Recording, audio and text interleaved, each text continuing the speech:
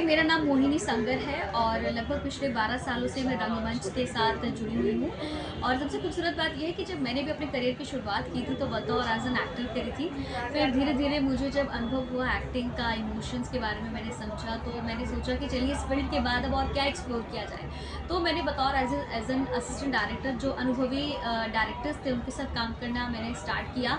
जब मुझे समझ में आने लगा कि बैक स्टेज पे किस तरह से काम होता है, चाहे वो कॉस्ट्यूम को लेकर हो, प्रॉप्स को लेकर हो या फिर मेकअप को लेकर हो, उसके बाद फिर मैंने कदम रखा निर्देशन में।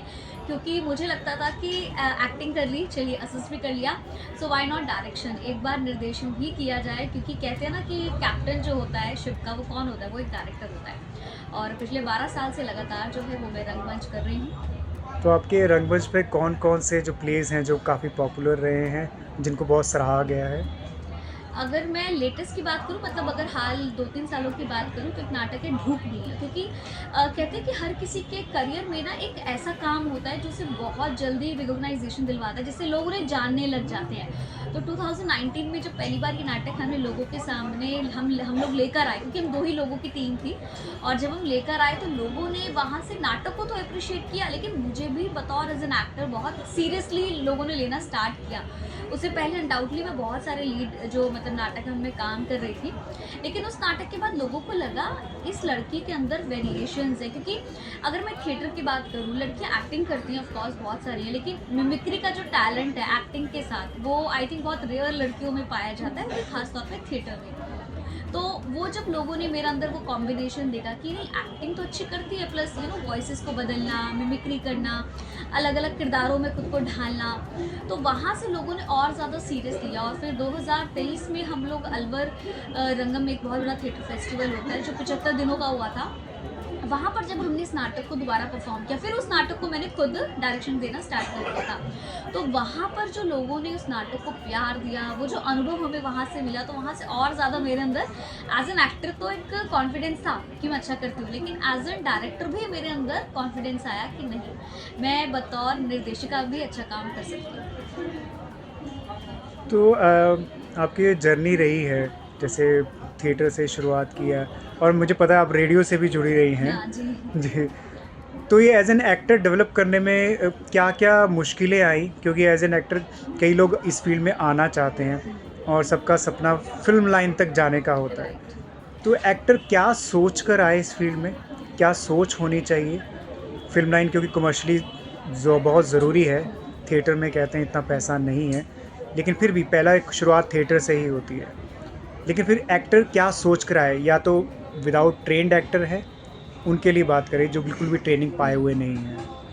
देखिए, आपने 2-3 आई थिंक लेयर्स में जो क्वेश्चन पूछे हैं, तो वन बाय वन उसके आंसर देते हैं। सबसे पहली बात, एक्टिंग में ये सोच के तो बिल्कुल भी मत आएँ कि मैं रातों रात स्टार बन जाऊँगा, मैं शाहरुख खान बन जाऊँगा और मैं ऋतिक बन जाऊँगा। आप पहले उन लोगों की जर्नी देखिए, उन लोगों का स्ट्रगल देखिए, plus they all are trained actors.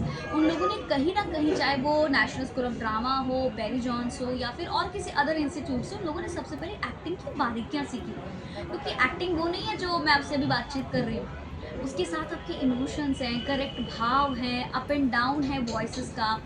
तो बहुत सारी चीज़ें मिलाकर एक एक्टर को ना एक एक्टर बनाती है। जैसे अब हम किचन में जब हम खाना बनाने जाते हैं, एक इंसान कहता है मैं वेरी गुड कुक, एक बोलता है मुझे बस पसंद है कभी कभी खाना बनाना। तो देखिए उसमें ना बहुत फ़र्क होता है एक शेफ़ में और एक नॉर्मल जो हम कभी कभी कुछ बनाते हैं, उसमें फ़र्क है। शेफ़ क्यों शेफ़ कहलाता है? क्योंकि उसने सालों की मेहनत करी है। तो अगर आप इस फील्ड में आना चाहते हैं, सबसे पहली बात तो प्रिपेयर योरसेल्फ की मेहनत करनी है।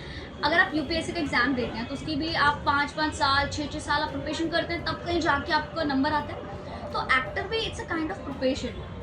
आप थ्योरीज के ऊपर जाइए। अगर आपको लगता है कि मैं किसी को एडमायर करता हूँ, तो उसके प्रोसेस को समझिए कि इस एक्टर की प्रोसेसिंग क्या थी। ठीक है। सेकंड बात आती है कि आपने बोला कि सबका and of the day destination है मुंबई। ठीक है कि मुझे तो स्टार बनना है, फिल्मों में जाना है, तो ऑफ कोर्स क्योंकि थिएटर है, यहाँ पे थोड़ा सा जो फाइनेंसेस है वो लिमिटेड है, और प्लस ग्रो करने में आपको टाइम लगेगा। ठीक है। आपको एक अच्छा खासा जो जर्नी है ना, मतलब 5-15 साल, मैं कहूँगी 15 साल मिनिमम आप लेके चलिए कि तब आप लोगों की नज़रों में आएंगे।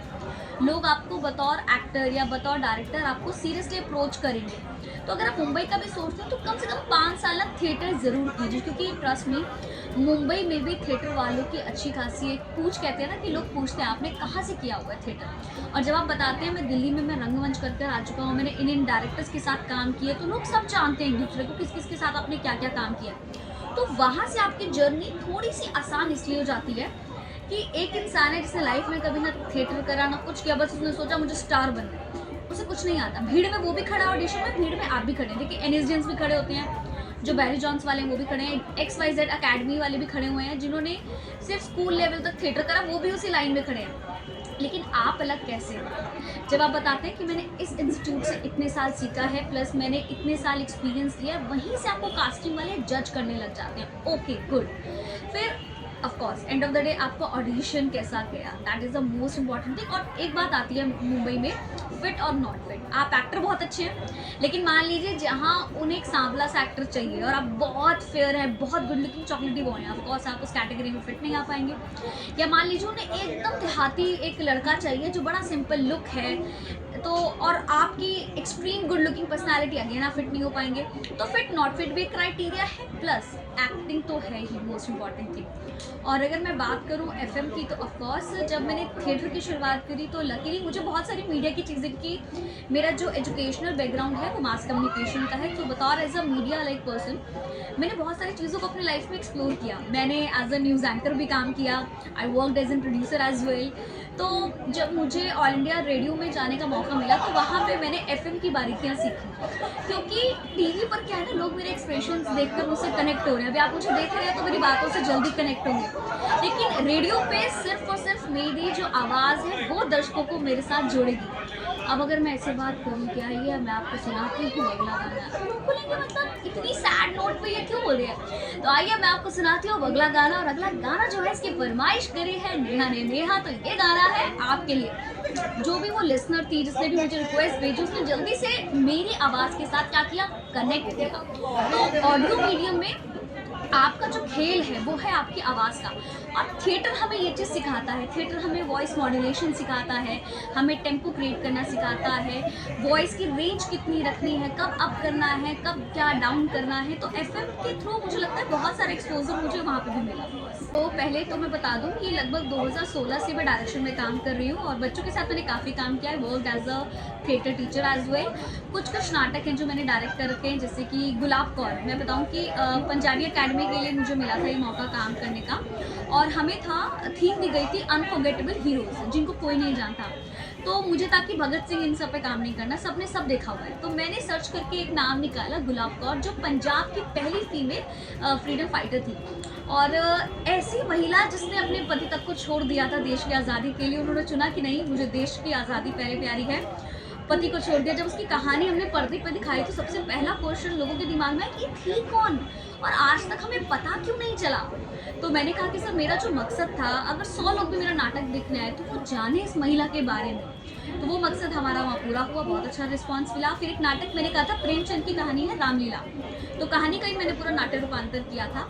एक बच्चा जो है किस तरह से जो रामलीला का किरदार एक लड़का निभाता है, उससे उसका जुड़ाव होता है, उसे हमने बहुत अलग ढंग से पेश किया, तो वो लोगों को पसंद आया। और अब अलवर रंगम में 2025 में हम जा रहे हैं अपना नाटक करने, जिसका नाम है दोरखंड, जो कि बेसिकली एक मराठी नाटक है, और उसका हिंदी जो रूपांतरण है वो है, इसका निर्देशन मैं कर रही हूँ। दोरखंड एक कहानी एक लड़की की जो बेसिकली दंगों में एक वॉशरूम में कहीं फंस गई है, और मेल वॉशरूम में वो फंसी है, 5 दिन से भूखी है और लगभग 9 मंथ्स प्रेग्नेंट है, कभी भी हो सकता है बच्चा उसको। तो इस दंगों में वो एक लड़के से मिलती है जो अपनी बहन को ढूंढ रहा है, दोनों अपने अपने इमोशंस शेयर करते हैं। फिर दंगाई वहाँ पर आते हैं जो लड़कियों के साथ बदतमीजी करते हैं, छेड़छाड़ करते हैं। तो बड़ी कश्मकश में जो कहानी है किस तरह से वहाँ पर दिखाई जाती है, और अंत इसका बहुत खूबसूरत है। सब अभी नहीं बताऊँगी, क्योंकि फिर जो लोग सुन लेंगे अभी तो उन्हें क्लाइमेक्स पता चल जाएगा। तो अगर अलवर में अगर आप लोग हों, 1 मार्च को आप आ सकते हैं अलवरंगम में ये नाटक देखने के लिए। बहुत बहुत धन्यवाद मोहिनी, आपने जो आने वाले एक्टर्स हैं, जो बनने वाले एक्टर्स हैं, उनके लिए बहुत अच्छी जानकारी दी, और ज़रूर वो इससे बहुत सारा ज्ञान मैं प्राप्त एक बात और बताना भूल गई, मेरे ग्रुप का नाम है मोहिनी नित्य सुंदरा फाउंडेशन, और हाल ही में मतलब 2 साल हो गए इसे प्रॉपर हमने नए नाम से रजिस्टर करवाया है। पहले हम किसी और उससे करते थे, फिर मेरा मन था कि मेरा नाम मुझे अच्छा लगता है, तो मैंने सोचा क्यों ना अपना नाम भी अपने थिएटर ग्रुप के साथ जोड़ दिया जाए। तो प्लीज़ आप सब्सक्राइब ज़रूर कीजिएगा हमारा चैनल मोहिनी नृत्य सुंदर फाउंडेशन। जितने भी अपकमिंग इवेंट्स होते हैं या फिर जो जो क्लिप्स हमें मिलती रहती है नाटकों के, हम वहाँ पर डालते रहते हैं।